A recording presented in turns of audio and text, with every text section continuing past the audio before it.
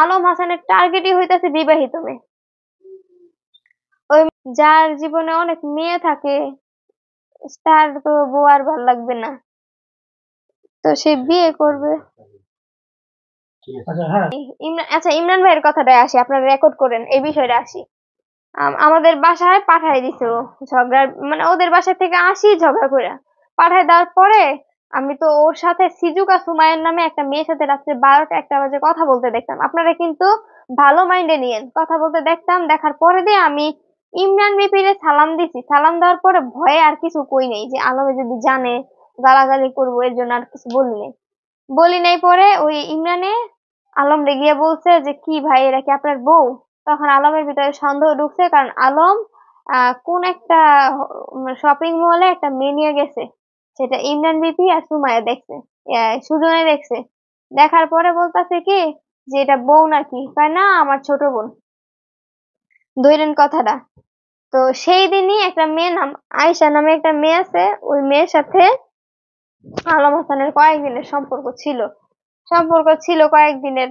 তারপরে হইতাছে কি ওই ওই মেয়ের বিষয়টা হঠাৎ করে দেখলাম আলম হাসান একটা স্ট্যাটাস দিছে, ওই মেয়েটাও একটা স্ট্যাটাস দিছে, তারপর দুজনের স্ট্যাটাস এক হয়ে গেছে। তখন সাথে সাথে আমি ওই মেয়ের মেসেজ দেখে, কে তো আমার জামাইয়ের সাথে কি তোর কথা হয়? তখন কইতাছে কি যে তোর জামাইয়ের সাথে আমি কি কথা কমু, তোর জামাই আমার লগে কথা কর লেগে পাগল হয়ে জায়গা। আমার নিয়ে এই যে উত্তরা না জানি মহাখালী একটা রেস্টুরেন্টে নিয়ে গিয়ে 5,000 টাকা খরচ করছে। তুই কি জানোস তোর জামাই আমার পিছে একদিনে 20,000 টাকা খরচ করছে মাদারীপুরে গিয়া? হ্যাঁ, এখন তোর জামাই আমার সাথে কথা কয় তো আমারে বিয়ে করবো তোরে ছেড়া দিয়া, মানে এরকম এরকম অনেক কথা। এগুলা হওয়ার পর থেকে তার সাথে আমার ঝামেলা হয়, ঝামেলা হওয়ার পর আবার চিন্তা করি যে তা আমার আগে একটা পাস্ট আছে, আমার এখন এটা নিয়েই ধরে থাকতে হবে।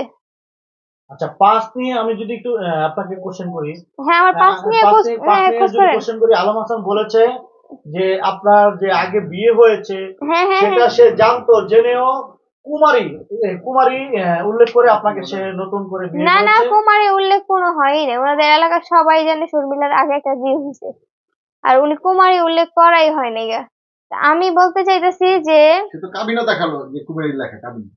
তামিল কুমারী লেখা। আরে ভাই আমি ওগুলা জানি না, উনি ওনাদের কোর্টে নিয়ে গেল, ওনার যে বন্ধু ছিল, ওই বন্ধু আমাদের বিয়ে পড়াইছে। আচ্ছা, তো আপনাদের বিয়েটা কিভাবে হলো? যে আলম হাসানের সাথে আমার যোগাযোগ হয়েছে, হওয়ার পরে দিয়া কিভাবে যোগাযোগ হলো? অনলাইন প্ল্যাটফর্ম থেকে যোগাযোগ হয়েছে। আচ্ছা, এখন উনি বলবে যে এই মেয়েটা হাইট দা আমার মেসেজ দিছে, আচ্ছা, তারপরে বলবে যে এই মেয়েটা আমার হাইট দা মেসেজ দিছে। এখন হচ্ছে আলম হাসানের আইডি আমার সামনে দিয়ে গেছে, আমি টিপ দিয়েছি, উনি অ্যাকসেপ্ট করে ফেলছে। আচ্ছা, অ্যাকসেপ্ট করে ফেলার পরে দিয়ে উনি নিজে একটা রিয়েক্ট দিছে, রিয়েক্ট দেওয়ার পরে আমি বলছি কি আপনি কি আসলে আলম হাসান? পরে কাকা আপনার কি মনে হয়? আমি কি না কিছু মনে হয় না। আমি চিন্তা করলাম আমার ফ্যামিলি কখনো মাইনা নিবে না, আমার আপনারা আমার ফ্যামিলি দেখে যে গেছেন, আমার ফ্যামিলি কখনো মাইনা নিবে না, ডিরেক্ট না। আমার কথা হইলো কি যে এই লোকটার একটা 8 বছরের ছেলে আছে। হ্যাঁ, ওই লোকটা তো আমার বেশি ভালোবাসবে, আমার এখন 19 গিয়ে 20 বছর চলতেছে। তারপর আলম হাসানের বয়স এখন 29 31 এরকম হবে, ওনার 8 বছরের ছেলে। তো আমি সবকিছু মাইনা নিয়ে আমি চিন্তা করছি যে ছেলেটার মার আদর পায় নাই, ভালোবাসা পায় নাই, এই ছেলেটারে যদি আমি নিজে থেকে করে ভালোবাসি, তাইলে আলম হাসান আমার অনেক বেশি ভালোবাসবো, এরকম চিন্তা ভাবনা করছি। কারণ আমি আমার আগের হাজবেন্ড থেকে ভালোবাসা পাই নাই, 14 দিনের মাথায় ডিভোর্স হয়, আপনারা সেটা বুঝেন না।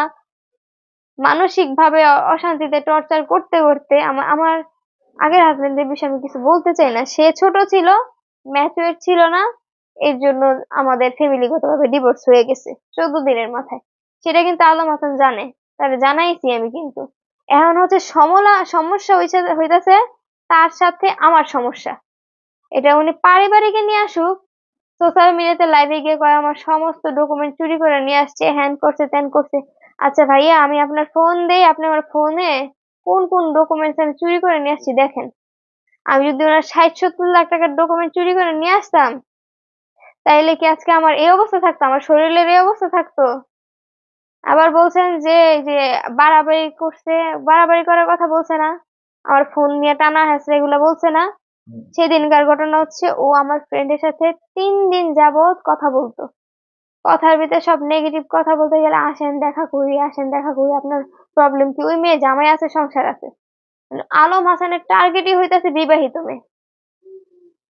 ওই মেয়ের সংসার আছে, সবাই সবকিছুই আছে। ওই 3 বান্ধবী মিলে কম্পিটিশন করে একটা পুলিশের সাথে। কোন পুলিশ? আচ্ছা, কোন পুলিশের সাথে প্রেম করছে 3 বান্ধবী মিলে? ওই পুলিশে পাবলিকলি আনা হোক।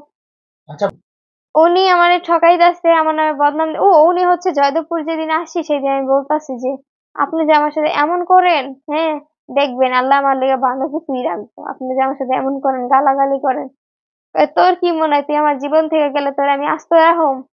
তোর জীবনটা শেষ করে দিব। সাদিয়ারে যেভাবে শেষ করছি না, তোর ঠিক সেইভাবেই শেষ করে দিব। আমি ভাবতাম মজা করতেছে, এখন দেখতেছি না উনি সিরিয়ালি সেই সব কিছু করতেছে। আমার বাবা খারাপ, মা খারাপ, হ্যান ত্যান। এটাও লাইভে এসে বলছে ভর্তা 10 পদের ভর্তা বানায় কি মানুষে মারবে? একটা মা সবসময় চাইবে তার মেয়ের জামাইরে যথেষ্ট সম্মান দেওয়ার কথা। আজকে উনি আমাদের বাসায় যতবার আসছে, বেশি থাকছে আমাদের বাসায়, ততবারই আমার মা 3 বেলায় খাবার 3 বেলা দিছে। মানে সকালে যে খাবারটা দিছে ওই খাবারটা আর দুপুরে দেয় নাই। দুপুরে যেটা দিছে সেটা রাত্রে দেয় নাই গা। সেই জায়গায় উনি আমার মায়ের নামে বদনাম করে কিভাবে? আমার মা হয়তো বা ওনারে বলছে যে তুমি এরকম কইরো না বাবা, সংসারে মনোযোগ দাও, আমার মাইয়ারা একটু বুঝে না। আসলে আমি বুঝি না। এখন আমি যদি ওরকম স্ট্রং হইতাম, আমার জামাই সারা দুনিয়া ঘুরাইতো, আমি কিছু কইতাম না। এখন আমি তো স্ট্রং না। আমার জামাই একটা মেয়ের সাথে ঘুরে আসছে, আমি সেগুলা দেখছি বা জানছি, আমার কাছে কোনো প্রমাণ নাই। হ্যাঁ, এখন আমি আমার দিক থেকে আমি কিভাবে সহ্য করব? তাইলে আমার এখানে কিছু বলার নাই। আর উনি যদি আমার ডিভোর্স দিয়ে না থাকে, তাহলে অনুরোধ আমার এখানে নিয়ে যান। আপনি আমার এখানে নিয়ে যান, কিন্তু আপনি আমার নামে যে অপবাদ দিছেন, আমি মিহালের দেখতে পারি না, মিহালের মাদ্রাসার বেতন দিতে পারি না, তার মারে নাকি 1 গ্লাস পানি খাওয়াই না, এগুলা আল্লাহ দেখতাছে, বুঝছেন? আচ্ছা, বউ ছাড়বে, যে বউ ছাড়া কিন্তু অনেক ওয়ে আছে। বিচার সালিশ বহায়া বউ ছাইয়া দিয়ে বলবো কি যে আমাদের মধ্যে বনিবনা হয় নাই, তার জন্য ডিভোর্স হয়ে গেছে। তো এখানে আইসা বলতেছে শর্মিলার দোষ, শর্মিলার আগে হাজবেন্ড ছিল, শর্মিলার আগে জামাই ছিল, হ্যান ত্যান। এগুলার মানে কি? আচ্ছা, তাহলে এখন আপনি সবশেষ তার প্রতি, আলমের প্রতি কি বার্তা দিয়ে আপনি ভিডিওটা শেষ করবো? আমরা কি বার্তা? আমি চাই যে উনি আমার সাথে সংসার করুক। উনি তো বলছে যে উনি আমার সাথে সংসার সম্ভব না, বুঝতে পারছেন?